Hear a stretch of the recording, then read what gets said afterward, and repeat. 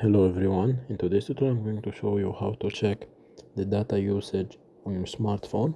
So first you're gonna scroll down to your settings and then long press on your mobile data. In here you're gonna scroll till you find mobile data usage, and here you have two: mobile data usage and Wi-Fi data usage. You can check Wi-Fi data usage to see the applications that are using more of your internet, and you can click on mobile data usage, and here you can also check the applications that are using more data, and you can change the interval of time, the period, so you can see which app has used more.